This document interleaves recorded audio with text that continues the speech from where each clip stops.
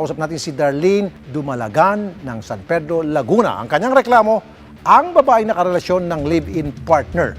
Sa sobrang bitter, matapos siyang hiwalayan, ikinalat ang kanilang, yung sinasabi ko ito na naman tayo masiselang video at larawan. Ma'am Darlene, magandang tanghali po, Ma'am Darlene. Good afternoon po. Okay. Ma'am Darlene, ang problema nyo ay itong ex ni Nick. Opo. Ma'am, Opo. ano itong problema nyo kay Leslie Kim Kumayas? Bali po, nag-concern po sa akin yung isang kaibigan niya. Yung video po namin ng asawa ko, napunta sa kanya, na sinend po sa kanya ni Leslie Kim. Hindi ko po alam kung paano niya nakuha yung video namin. Leslie Kim, magandang tanghali po. Ang issue rito yung pagpapakalat nyo po daw na mga malalaswang larawan sa social media na pwede ho kayo makulong dahil dyan. Nagets nyo? Bakit nyo po ginawa yun? Ba't nyo po ginawa yun? Alam nyo naman na bawal. Ganito po kasi nangyari. Nung nandito po ako sa Cavite, nag-aaral po ako habang po nagtatrabaho. Tapos si Nick po, umuwi po siya dun sa Cavite.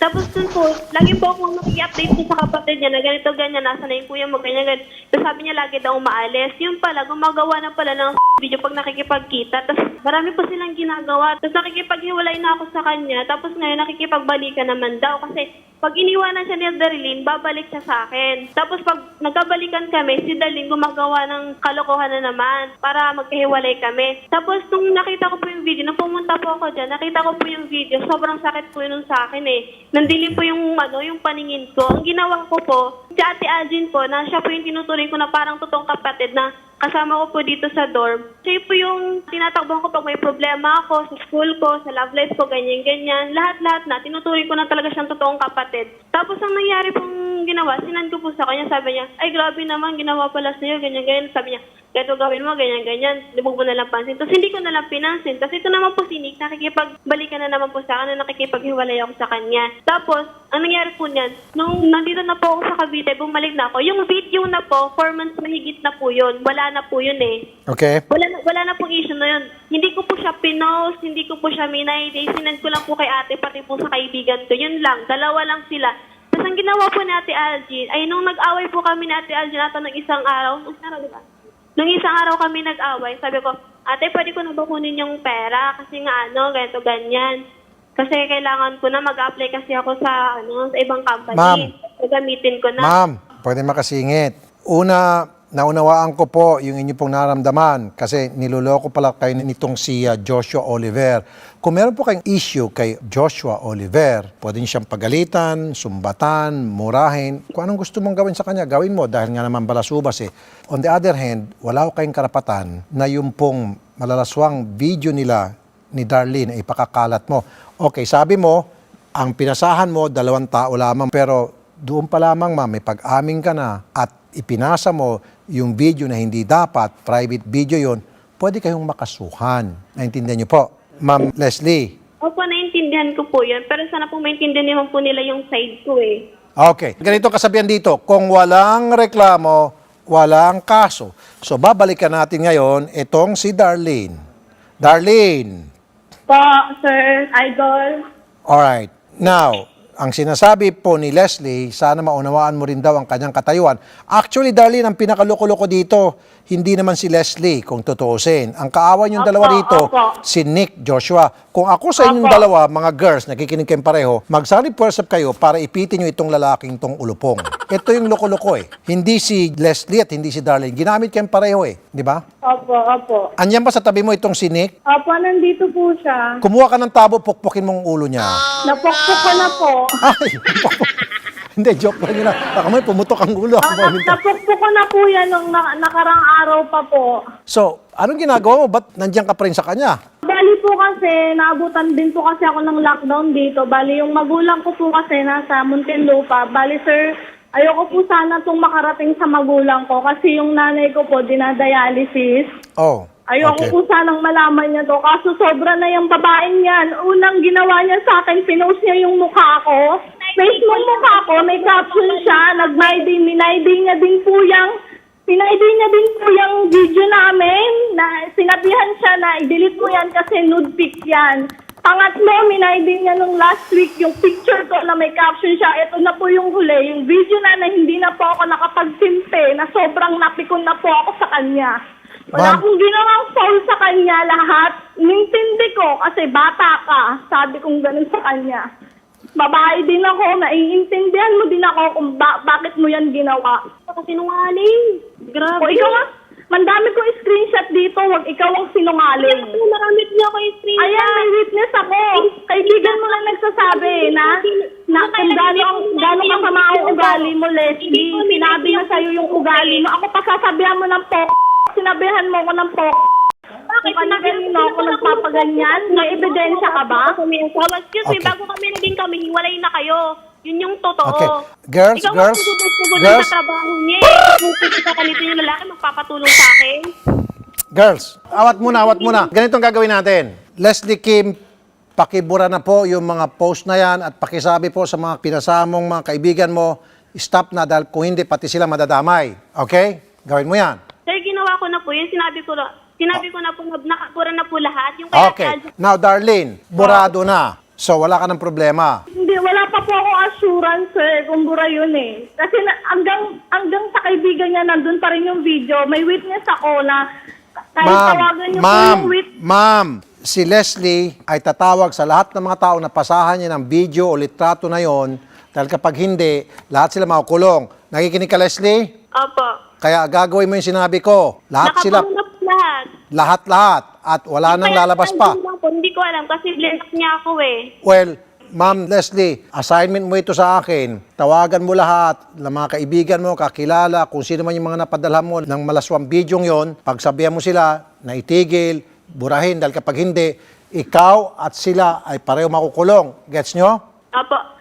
Kasama ko po dito yung sinanad ko na video, nakadelete na po sa kanya, matagal na po. Yung kay Ate Algin lang po, si Ate Algin lang po talaga nagpakalat ng video. Okay, sige, kausapin natin. Magandang hapon sa iyo, Algin. Ganda nga po rin po. Na-delete mo na ba yung malaswang video ni Darlene at saka ni Nick? Opo, niremove ko na po. Good. Niremove ko. Oh, so hindi ka na makukulong. Kasi kung hindi mo Sige dinilit po. yun, makukulong ka. Sige po, Siyempre- niremove ko na po. Siyempre, ayaw mo makulong. Tama? Sige, opo. O, sino man man gusto makulong. Sige, very Ayaw good ko yan, po. good yan. Ayaw mo. Oo nga po. Tama. Sige. Salamat po, Ma'am Algin. Sige po.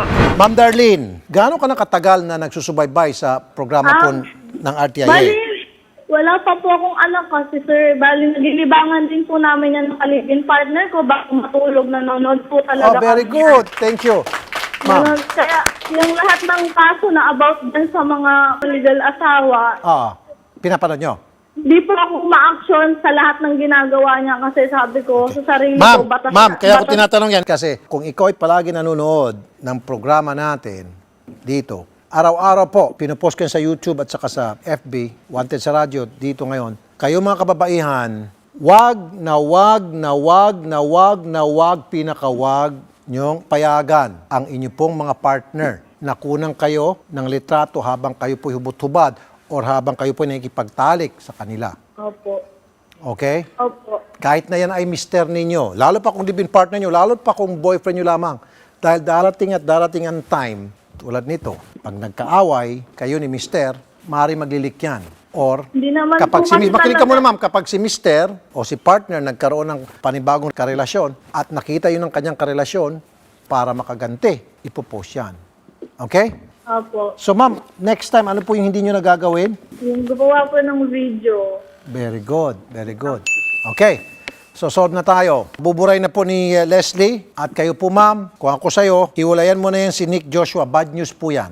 Opo. Ginagamit ka lang yan. So sabi mo, lockdown? Tapos ng lockdown, kung gusto mo, pwede ka namin sunduin para hatid ka namin doon sa bahay mo. We can do that for you.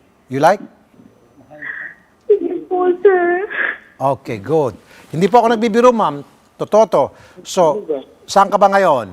Andito po sa bahay ng kaibigan ko. Saan yan? Dito po sa San Pedro. Laguna. Opo. Ganito Dito po ma'am, medyo malayo yan. Tatawag po kami sa Women's and Children's Desk ng PNP dyan San Pedro, Laguna para ihatid ka po. Pakikiusapan namin yung PNP natin. Okay? Ngayong araw po mismo, gagawin namin yan. Kasama po yung mga taga MSWD. Tandem sila. Okay, ma'am? Dahil, sir, may gusto lang po akong tanong. Sige po.